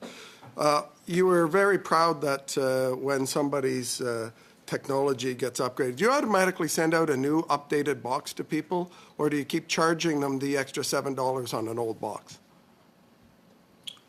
Well, one of the upsides of technology today is that we can download software remotely and increase the functionality in a very cost-effective way that the box can provide to the customer. And so while the customer may not see a change in the physical box all the time, there are upgrades. Actually, you can't upgrade the hard drive. You can't upgrade any of the hardware in it. You're more than willing to let the person still have an old box, but charge them higher and higher prices for that box in your small print. You don't proactively go out and ask them to switch. Now, I'm going to move back onto the backhaul. You saw the fiber optic connects your towers to the system for all your cell phones. You've sold for $7 billion to U.S. interest. You said it was equity. Blackstone has says that they're going to get $400 million a year revenue. Can you tell us what pricing guarantees you gave Blackstone so that they can guarantee their $400 million annual revenue from Canadian customers to that U.S. hedge fund? To date, we've disclosed our intent to enter into a transaction that's very generally described as a joint venture in the sale of some of our backhaul. We have not concluded on term. I'm sorry, sir. $7 billion worth. It's just not some. It's $7 billion. So I'm asking you, what pricing guarantees have you given them? They've come out and said they'll get $400 million a year from you. So you must have given them some minimum pricing guarantees in order to ensure that. We have not concluded a transaction. As I said, we can answer the question. I would ask for unanimous consent from the committee to ask Rogers to produce the agreement that they have to date with Blackstone, please. Say that again, Mr. Perkins. I would like the committee to ask Rogers to table the document on the details of their agreement with Blackstone to date. Well, I think, Mr. Perkins, the committee can ask for it, and then is there a need for a motion with UC? I don't think there is a need, but the committee can ask for it, and you can answer it. Okay. Well, we'll expect then that we'll get something from Rogers on that. I'd like to move to the CRTC ruling about a year ago that said that in order to foster competition and more competition in Canada, that other providers will be allowed on the existing provider's fiber op to provide better pricing. Rogers lobbied since that time 59 times the federal government, and Bell 34 times to try and change that decision to prevent competition. And lo and behold, they got their wish recently when the Liberal minister said, yeah, it's okay, CRTC, we're sending you a request, an order to reconsider that you not allow any other competitors in Ontario and Quebec on Bell, Rogers, or Bell and Rogers fiber op. Why do you say you prefer and support competition when actually you're lobbying against the ruling that would provide more competition, Mr. Staffieri? Healthy competition comes with healthy investment, and healthy investment means that the participant is willing to take risks, and that's what we do here at Rogers, is we invest our capital, we invest our shareholder money, we borrow so that we can invest in connectivity. And that's the premise of, and what's been a cornerstone of having the best networks in the world. Operating profits on the cable side of 50% before taxes, that's a pretty healthy profit margin. So I would say that this is a very profitable business on airway spectrum that is a Canadian asset owned by Canadian taxpayers that you're allowed to rent. And when the CRTC orders more competition and you lobby against it, that's obviously in your business interest, but not in the interest of consumers, because more competitors means lower prices. So I will ask you again, why are you lobbying against the CRTC decision to allow for more competitors on the fiber optic network? As I've said, we encourage competition on the back of capital at risk and investment. You refer to spectrum. We invest more than any other telecom operator in spectrum in this country. We bid on. I want you to bid on all spectrum, even if you don't need it, in order to block the competitors. I've had former executives, tell me at Rogers that your policy is to bid and buy it all and block it from other people. Is that not the case? We're very careful in what we invest in, and we invest in what we need to have the best networks. And so in the spectrum auctions, we actively deploy all the spectrum we purchase. It's in our interest to do that, to create the best customer environment when it comes to wireless networks. So, just to conclude, Mr. Chair, I requested from Rogers, and I think I have the committee's agreement, for Rogers to table with this committee the preliminary document that you've signed with Blackstone on the backhaul. Thank you, Mr. Chair. Thank you, Mr. Perkins. MP Sobar. Thank you, Mr. Chair. Good afternoon, everyone. Welcome to the representatives from the different telecom companies. First, on the Rogers side, since your acquisition of Shaw, can you describe what the pricing has been that you've been offering to your customers? Has the pricing increased or decreased following your acquisition of Shaw? At a high level, I would say prices, I can tell you, and I'm proud to tell you, that as a result of increased competition in the West, prices have come down, particularly on bundled products. The Shaw Mobile customers, we had committed to freeze those prices, and they continue to be at the same prices in the marketplace today. Brett, maybe you can talk about some of the competitive pricing dynamics in the West. Yeah, we operate, as you said, Tony, a very competitive environment.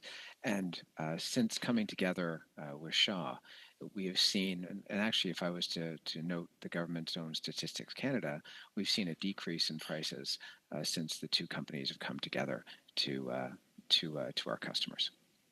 You know, this discussion today, and I'm subbing in for a colleague, we live in a country where the existence of oligopolies is there. We have, and especially in protected markets of which the telecom companies operate in.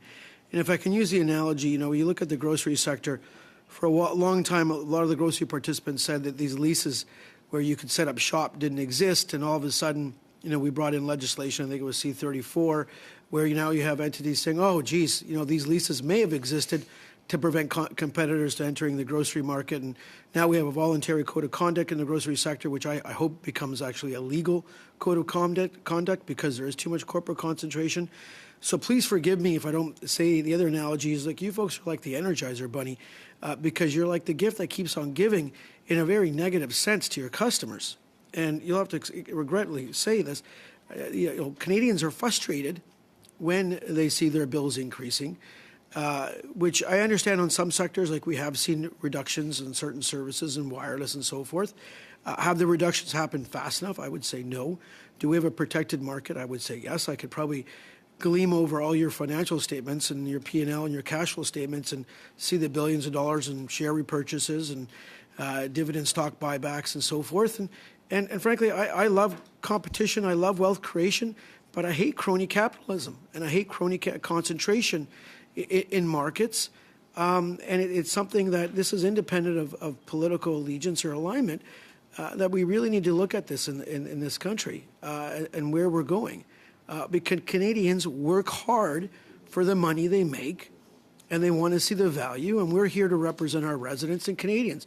We're not here to represent anyone else's interest.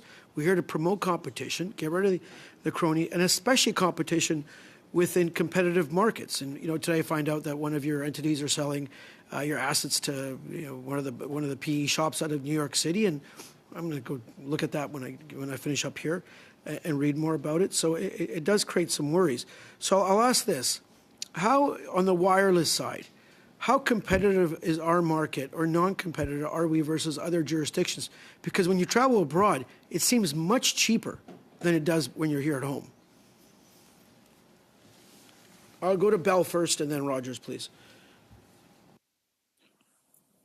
I think the market in Canada is highly competitive, more competitive than in most of our peer countries. In the wireless market, as we talked about, since January 2020, wireless prices have fallen by 45%, while overall inflation has been 18%. That compares to wireless prices in the United States, which increased 2% over the same period, or in the United Kingdom, which increased 29% over the same period. And if you go to specific plans, regularly you can get a plan with 100 gigabytes of data on Bell for $60, and in the US, a plan with AT&T with 75 gigabytes of data will cost you $100 Canadian. So I think they're more competitive here in Canada. No, and I just to quickly, I have, I do follow the Statistics Canada releases, and I have seen the indications of price declines, and we stated, I think it was a 25% price decline would happen over a period of time. And if that's happened, that's great. I believe we have to go further. I think we have to make the contracts that Canadians sign, or whether these contracts should even be in existence, like no, and be very simple.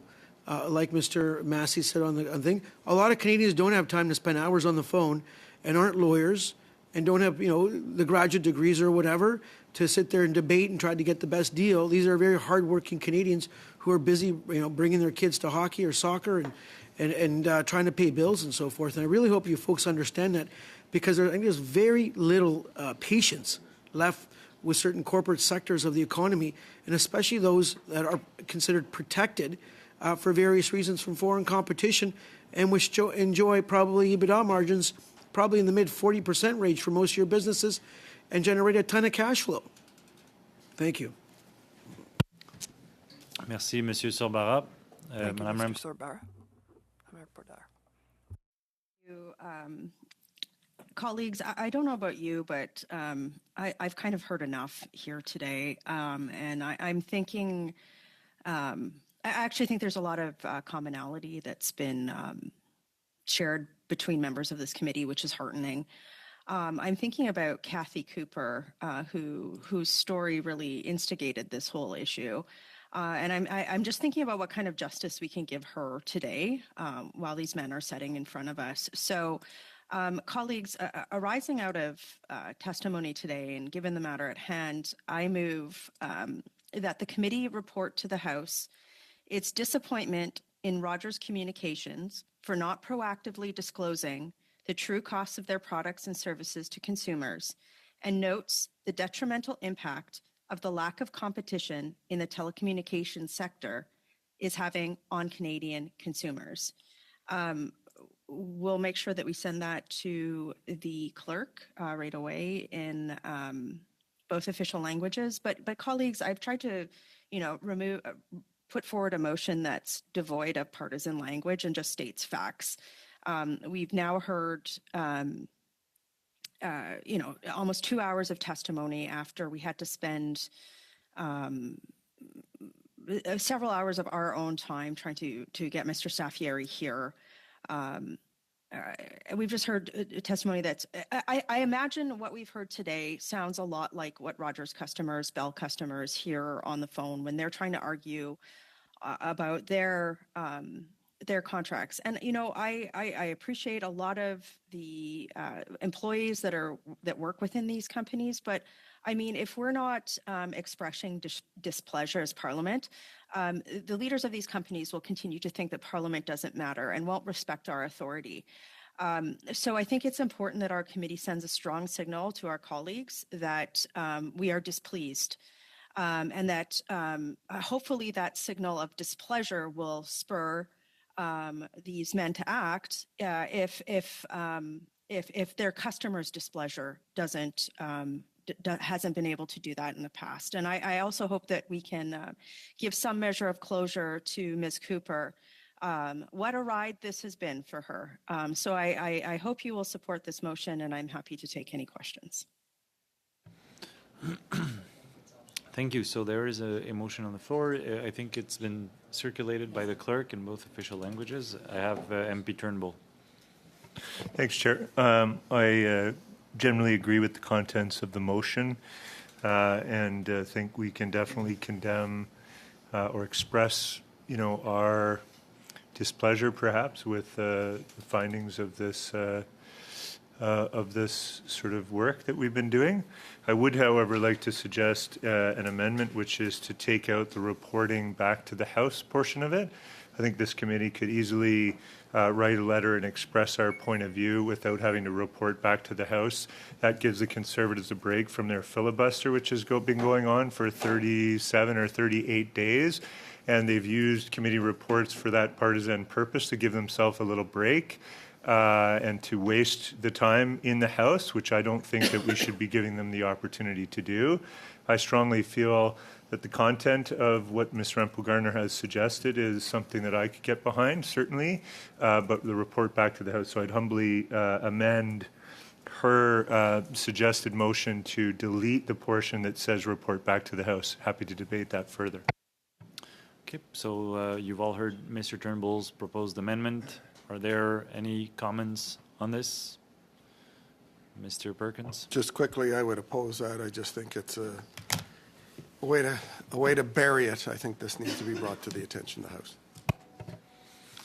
Okay, we've heard you. Any more comments? Otherwise, I'll put it to a vote. Okay, Madame Lagreffière.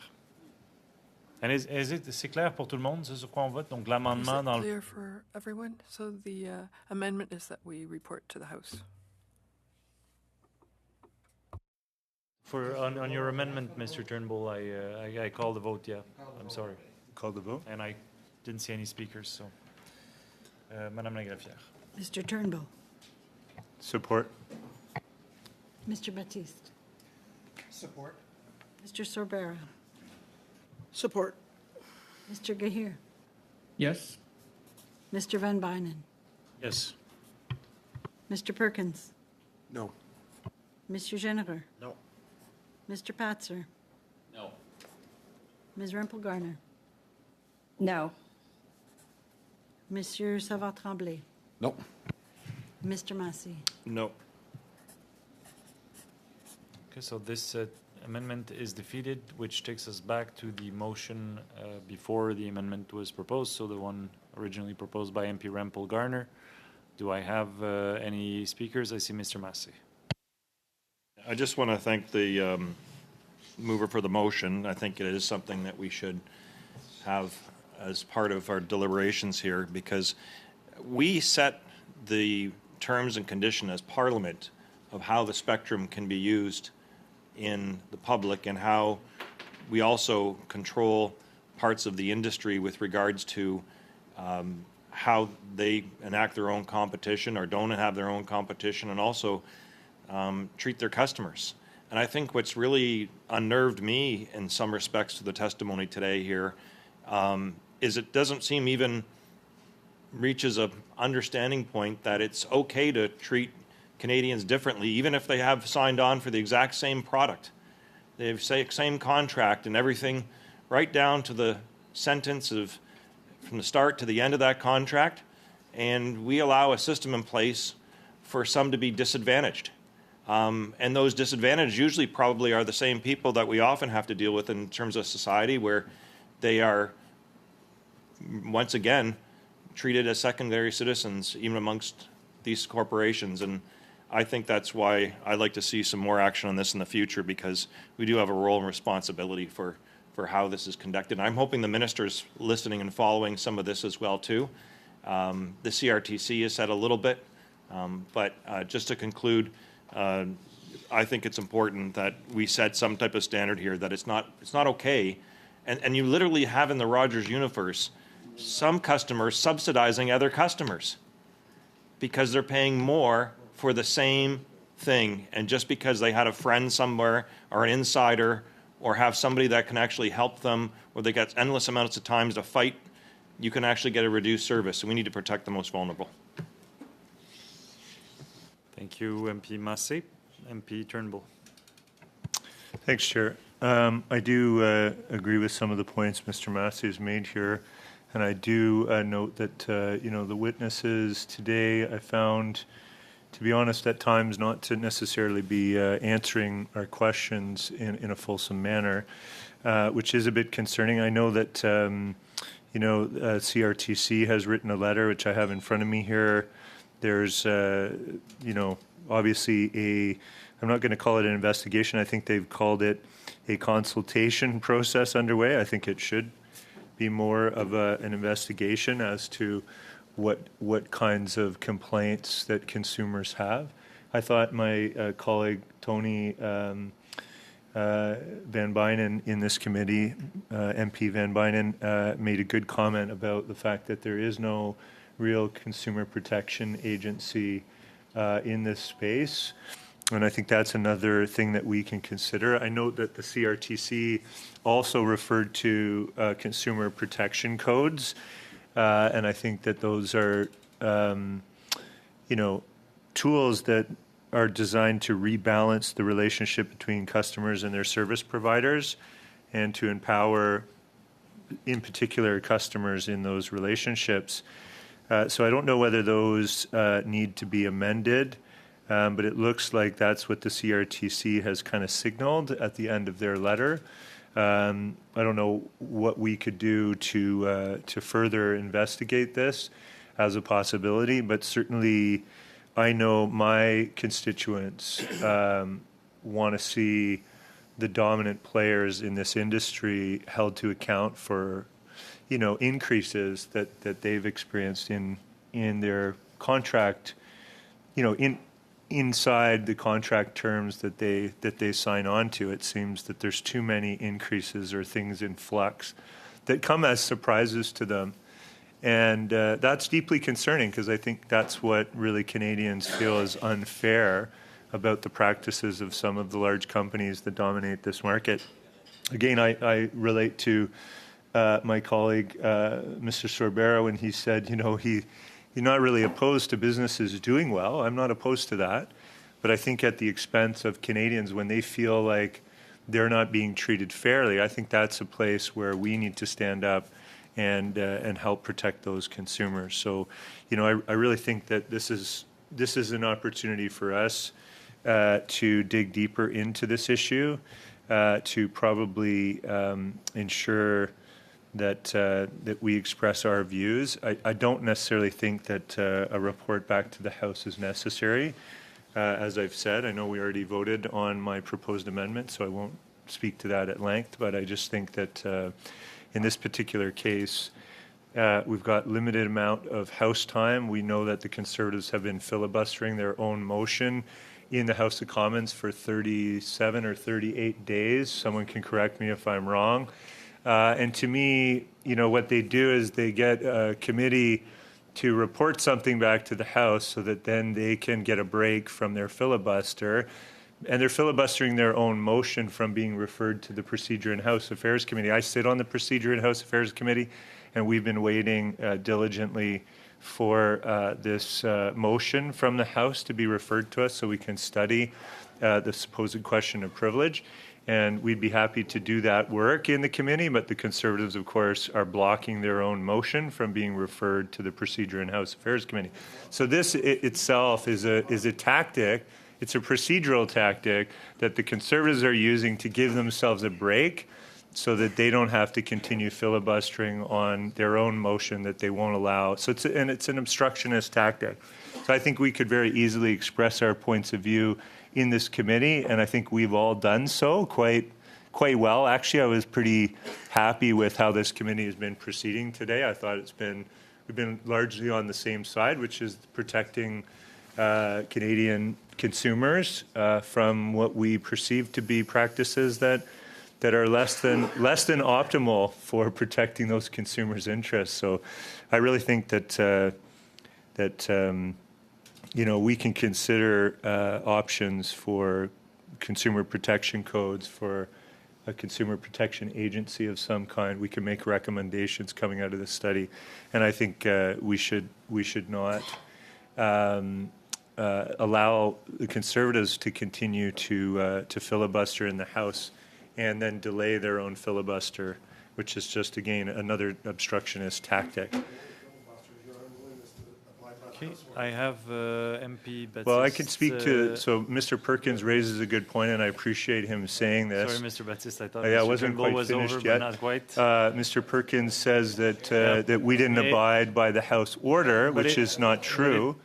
Certainly the point of order. The question. Just 1 second, colleagues. It is. We are nearing. I started a little late. The meeting. We're done the 2 hours. So yes, but I don't have more resources confirmed at this point. And also, I'll just note that on Thursday we don't have a full panel of witnesses, so we could take time for some committee business to deal with this motion. I understand there's a lot of agreement about having this committee send a clear message. I think that's been done. Mr. Turnbull, please. I think that's been done today and last meeting, but I see and I can sense a desire to do more. So hopefully we'll get parties to. Point of order. Yes, I think that would be fairly useless, since the parliamentary secretary to the Minister of Industry just said with his mic off that he's going to filibuster on Thursday on this because he's so afraid of talking about this and having it reported to the House.